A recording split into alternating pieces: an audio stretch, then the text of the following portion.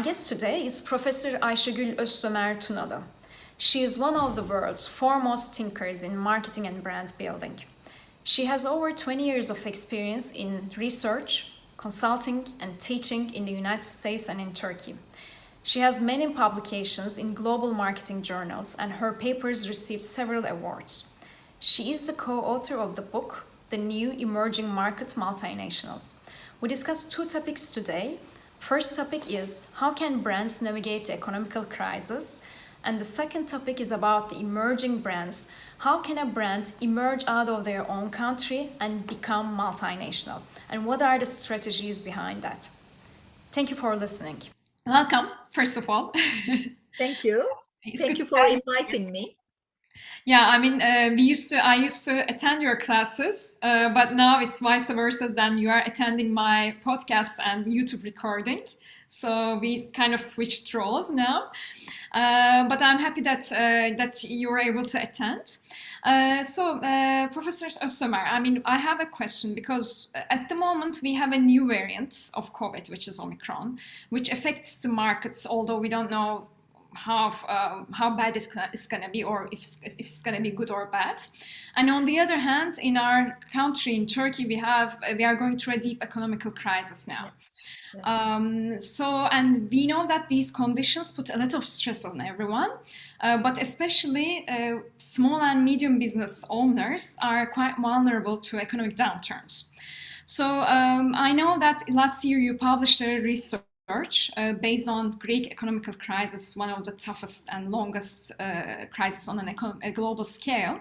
And I thought that, talking about that research might, shed some light on the problems that we are going through right now. Yes, thank you very much, Utur.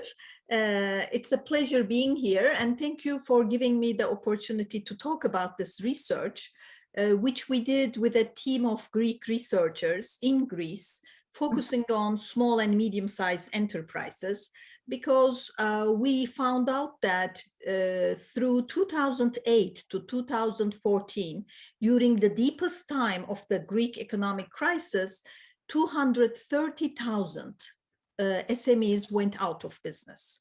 So this is a very big cost to the whole economy and the families of those SMEs. And I already did some research on the effects of economic crisis.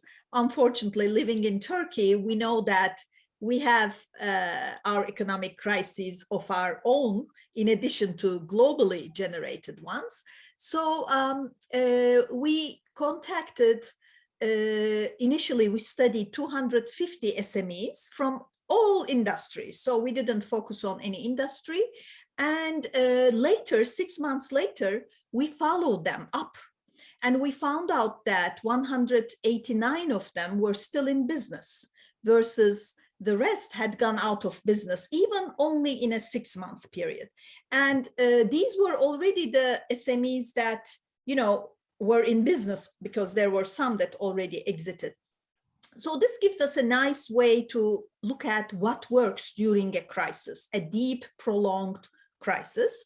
And we talk to the owners, managers, deep interviews, sometimes lasting an hour, 75 minutes, with some of them via phone. We had a survey instrument that they had to answer, so that we had some quantitative data as well. So it's a combination of qualitative and quantitative research.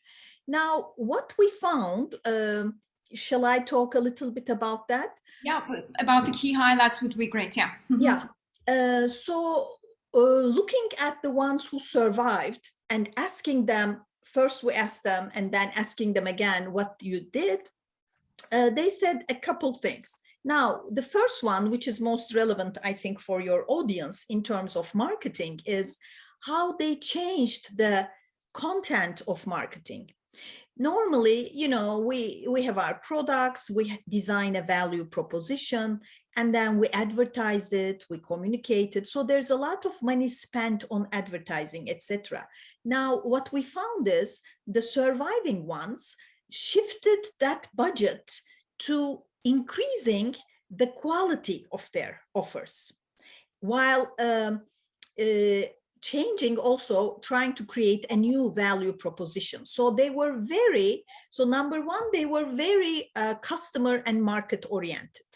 So they watched how their target market behaved and how their behavior changed.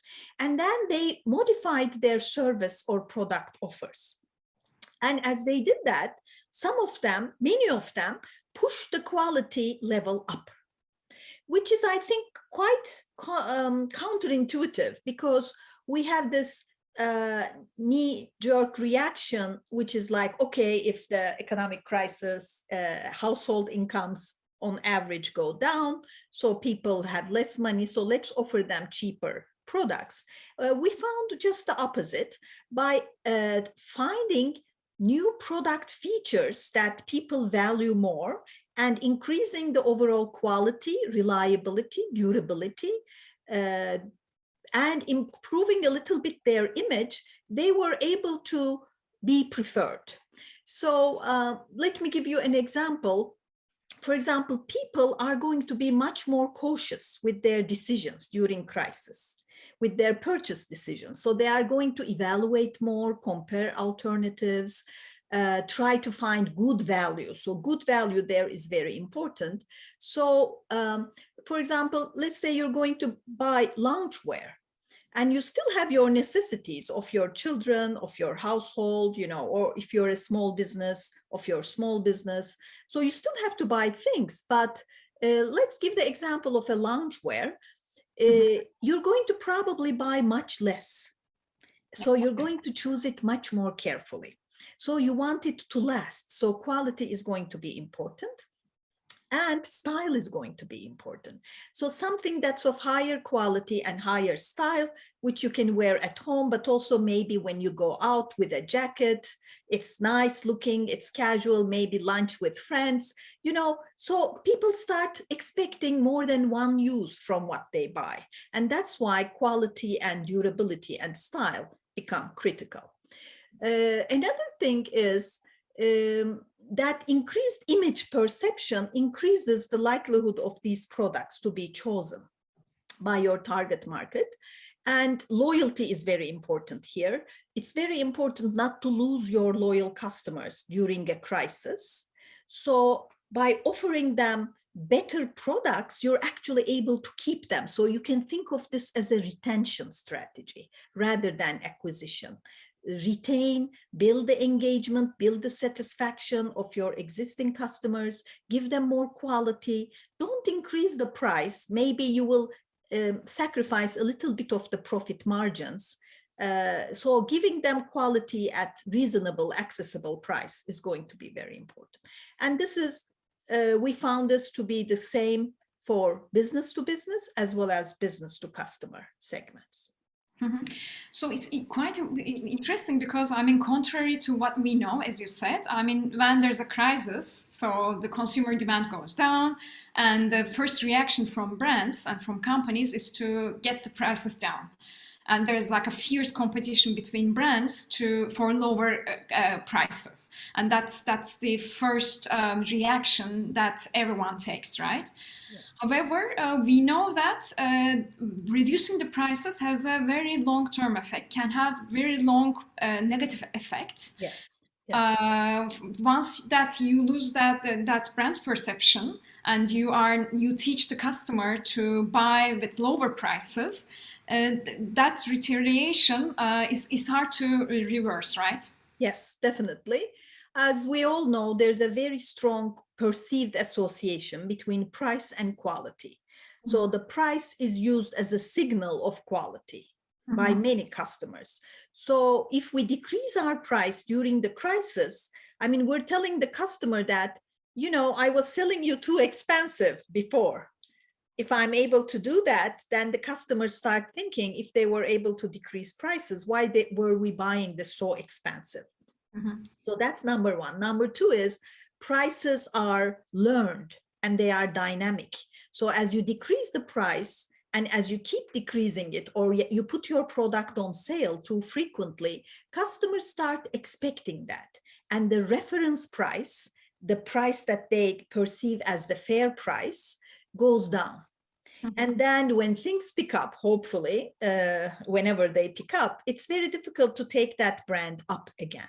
So that's, again, another reason of emphasizing good value by putting in more style, more quality, better ingredients, sacrificing volume, sales for less sales, but maybe with decent satisfactory margins, but also retaining your customers that you took, which is very costly to acquire new customers. So not to lose them during the crisis, I think is, now we're talking about survival strategies, obviously.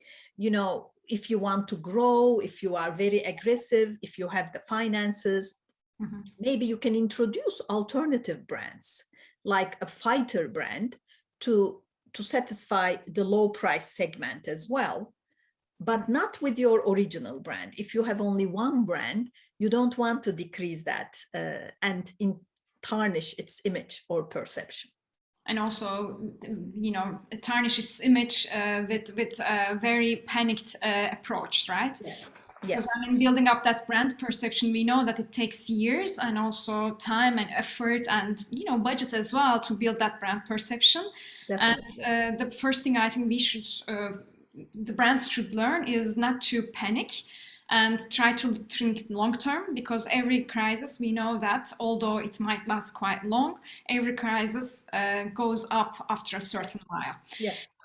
Yeah. And the other thing that comes to my mind about pricing, then I'll just move on to the next topic. But when a brand lowers the prices too much, other than thinking that they were not charging me the correct price before, I feel that during a crisis, you think that the brand is not going good. There is a perception that comes with that low prices that, okay, maybe they are going to bankrupt. Or so you lose kind of a confidence in the economical strength of that brand. That's another thing that when I think about the brands that I buy, if they do too much of discount, and I start to think, okay, maybe they are going to bankrupt or they are not going strong. Yes, they may not be around, which increases their perceived risk of buying it. Especially think about it, if it's a technological product, you need support after sales. And if you start thinking, oh, are they going to go out of business? Or if it's a car, well, in fact, durable prices went up. That's another thing. Now, there is a very interesting dilemma here. Some companies will decrease prices if they think their products are discretionary. And in a crisis, very counterintuitively, some companies will increase it too much. Because, their costs are going up. They are not able to sell as much. If they are built based on imported ingredients, maybe the exchange rates are not to their favor. So they may increase the price way too much. Now that also causes the demand to shrink too much for their products. So basically what we found in our research is, don't do any of those. Try to work with your suppliers, try to negotiate, renegotiate better terms. For example, if you were paying in 30 days, try to extend that a little bit. Ask them to maybe provide alternative ingredients, which may be a little cheaper without sacrificing the quality. Try to, in fact, just the contrary, make your product line add a few items which actually address the changing demand better. And so that, people find what they want. Maybe design new products, because people want, there's also the psychological effect of a crisis on consumers, okay? So people feel very stressed. Of course, it's a segment. Not everybody is affected equally, but we're talking about a segment, the mass market, which may face job insecurity, difficulty in paying their debts. Maybe one person in the family already lost their job. So all of that uncertainty puts a lot of stress on families as they make their decisions. And sometimes, buying little things, rewarding yourself, tends to be a necessity to keep sane, to keep happy, to keep not getting depression. And we find, for example, that lipstick lipstick sales go up during crisis, incredibly, So women, when they cannot maybe go to the hairstyler, maybe they start doing things themselves at home, they may still go out and buy a nice lipstick. So companies like Flormar and others, we found this in our research, if they can add nice like lipstick with an additional benefit of moisturizing, or some nice shades that reflect currency and up to date and modern, then still keeping the prices the same with very little investment, they can actually make customers happier. Mm-hmm. And I think that is something that we suggest companies should do. So, I mean, like what you said is that during a crisis, increasing the product and service quality is as important as reducing the costs. Yes. Yeah. Yes. But I mean, like I hear people now thinking that but we talked about it, but okay, I mean, if I need to increase the quality of my services or increase the quality of my product, I need time and money. Because that's how it is, right? Like R&D is about, okay, spending time and spending money on the product, but you say that it's not necessarily like that. I mean, can you maybe give an example of how can brands increase their quality of the product during a crisis without investing too much of time and too much of money? Yeah, I mean, the example of the lipstick is very simple, but I think it's nice to remember.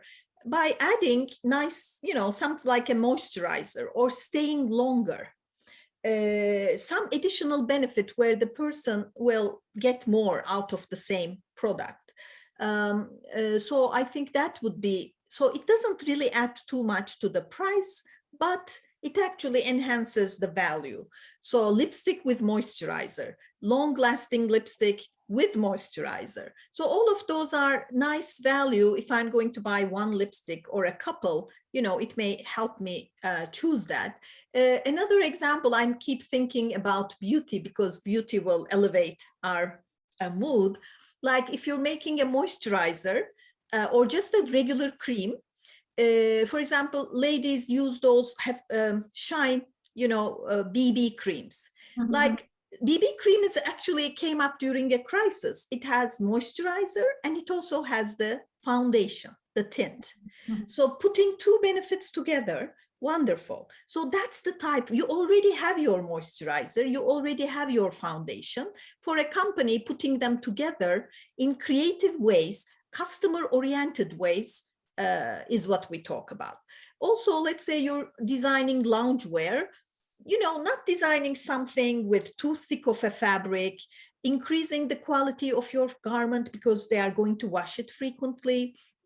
Maybe a no iron fabric, easy to use, but also the style should be so that you can step out and meet a friend for coffee, etc. You don't feel like dressing up, but you get multiple uses from the same product. I think that's the strategy that could help companies. If I can add an additional use, an additional benefit, an additional value to put up the perceived value, then that would be wonderful. Mm-hmm. And I think we saw quite a lot of examples during COVID, because the needs of the customer and the behavior of the customer changed a lot. And so that's why the brands that can come up with creative ways and with often product enhancement or service enhancement, exactly. They were able to succeed. That's what we know. Like, as you said, I mean, loungewear, maybe I know that it's a general example because everyone was staying at home, and the people, the brands that were able to, accommodate those needs of staying at home mm-hmm. pretty fast, were able to, gain some momentum and, stand up from there. Yeah. Yes. But going one step further, among those brands who gained from staying at home, which ones will be able to retain their customers? Okay. Now that's when quality, style, ease of use, durability will be important, because the next purchase, we want the customers to prefer us again. So So always I suggest companies to think about when you're acquiring new customers with retention in mind. Mhm. So that necessitates a long-term thinking. If I'm acquiring new customers during a crisis, know them and try to keep them afterwards so that they will keep buying from you. And not necessarily the cheapest product is going to deliver that. So, I mean, as you said, I mean, to sum up the conversation here, the strategy is the retention strategy rather than acquisition strategy. And improving the quality is one of the main strategies of SMEs when we look to the Greek economic crisis. Yes. And other than the survival tactics, on top of that include the downsizing, financial management, Yes. supplier management. Yes. Not only the marketing actions that can be taken, which we just talked about. We mainly talk about the marketing actions. Yes, definitely. So you're managing all your functions, negotiating new deals with your suppliers.